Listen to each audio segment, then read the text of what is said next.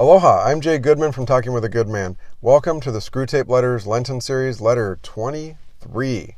Almost there. 8 letters to go, a few more special guests, and today I'm going to be tackling the theme for letter 23 of the corrupted mind and the historical Jesus. So let's start the show and jump right into reading letter 23 right after the music. So enjoy this intro.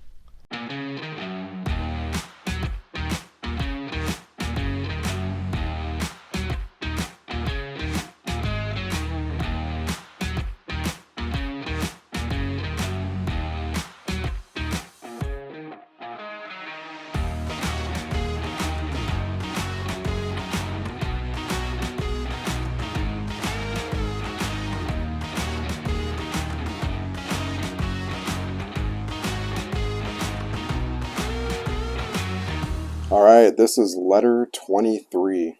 My dear Wormwood, through this girl and her disgusting family, the patient is now getting to know more Christians every day, and very intelligent Christians too. For a long time, it will be quite impossible to remove spirituality from his life. Very well then, we must corrupt it. No doubt you have often practiced transforming yourself into an angel of light as a parade ground exercise. Now is the time to do it in the face of the enemy. The world and the flesh have failed us. A third power remains. And success of this third kind is the most glorious of all. A spoiled saint, a Pharisee, an inquisitor, or a magician makes better sport in hell than a mere common tyrant or debauchee. Look round your patient's new friends. I find that the best point of attack would be the borderline between theology and politics. Several of his new friends are very much alive to the social implications of their religion. That in itself is a bad thing, but good can be made out of it.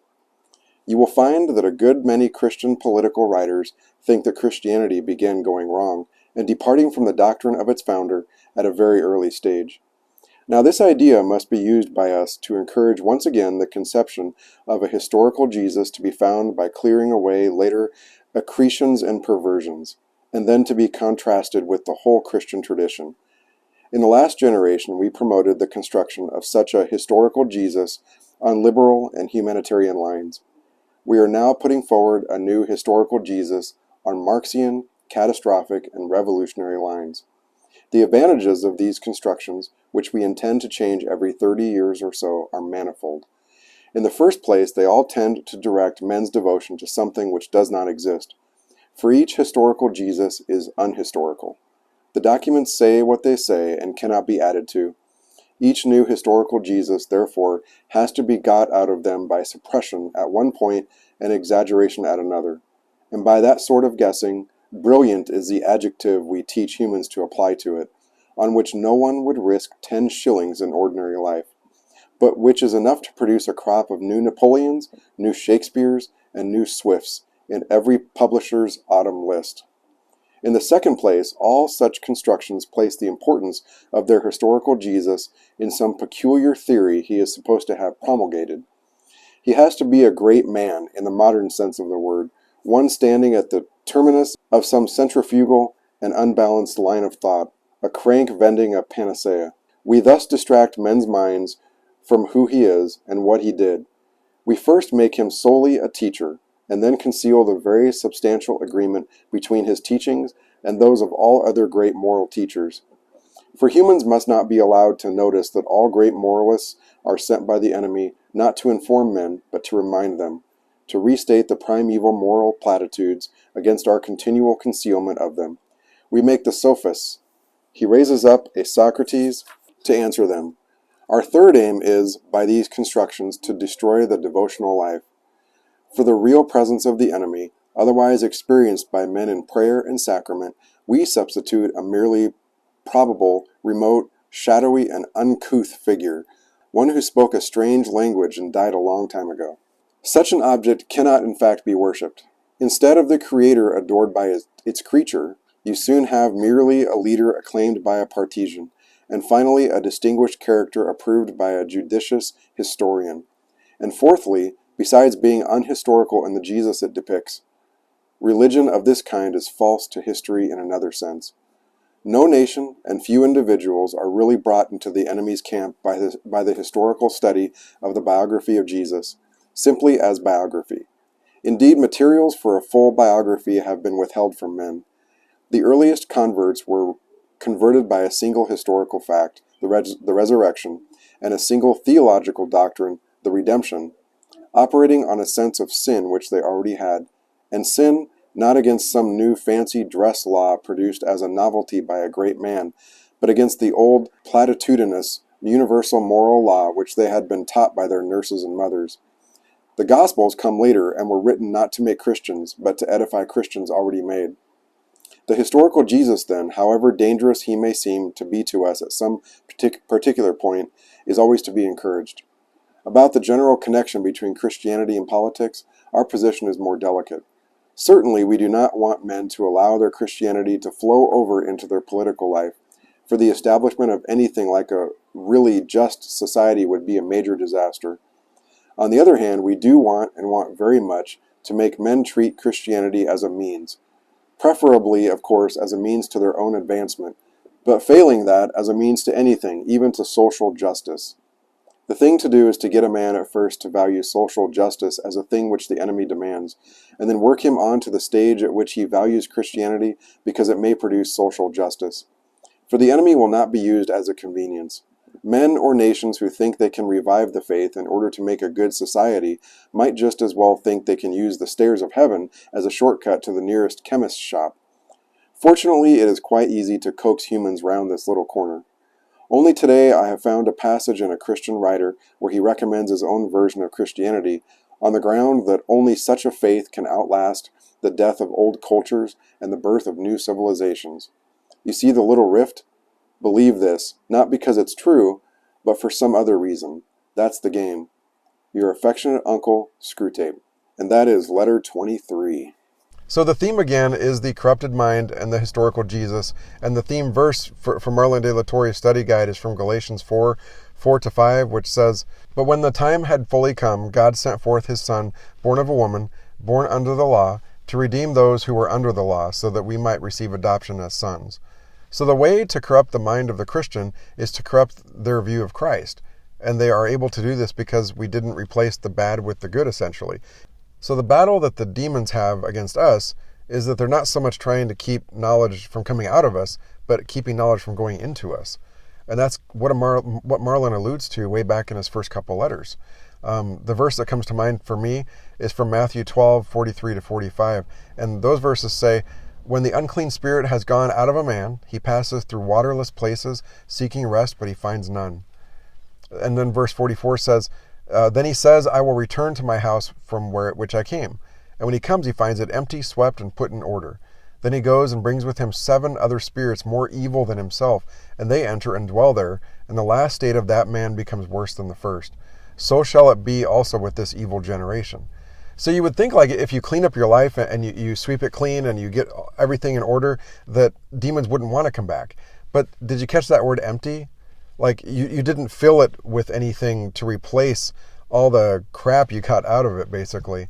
So with this Lenten cleanse, one thing I want to make sure of is that it's a Lenten cleanse to cleanse get all the bad stuff out.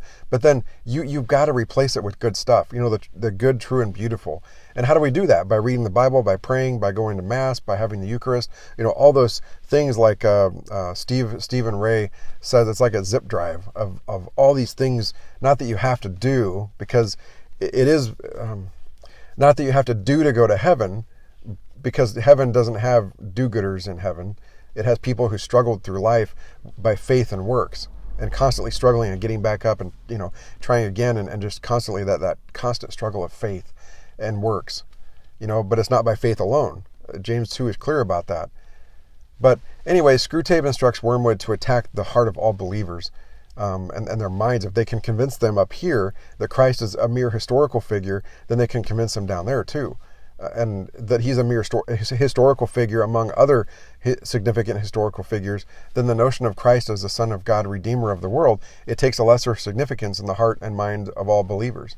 It can also cause atheism if we're not careful, that relativistic mindset, you know. There's so much prophecy that Christ fulfilled that for him to be anything other than the God of the universe come to earth in the flesh is just insane.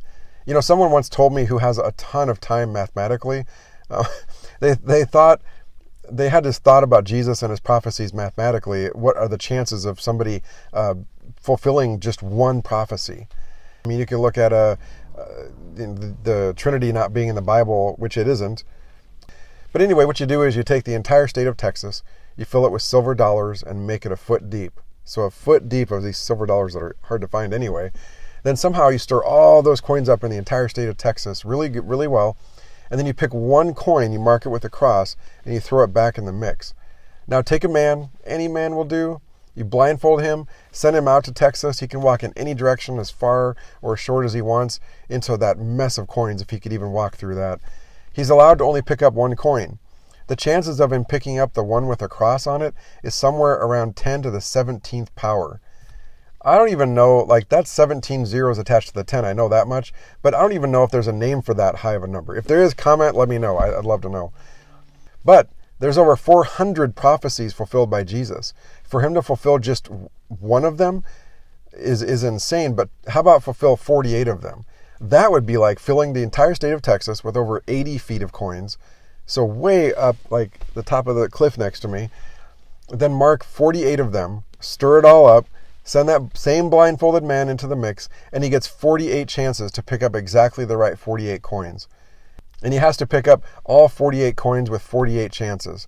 That is insane. But you get the idea, right? So the proof is all over the place. Ask Jesus, though, to show you the proof if you ever doubt. And doubting Thomas did. Thomas, he got to stick his fingers in the wound of Jesus and feel that Jesus really was him. So don't doubt too long, though. We never know. Anyway, off my bandwagon. But all this attacking from Screwtape and Wormwood and trying to convince the patient that Christ is just a historical figure is predicated by the influence of the family of the patient's girlfriend, so to speak, who are devout Christians. But the main theme here is to discredit Christ and make him a mere historical figure, point blank. History reveals, though, that Jesus Christ is far more than historical. He's a living reality made present through his sacrifice on the cross as the Son of God, the second person of the Blessed Trinity. But merely looking at Jesus as a historical figure is to dismiss the saving reality that continues today through the visible, one holy Catholic and Apostolic Church.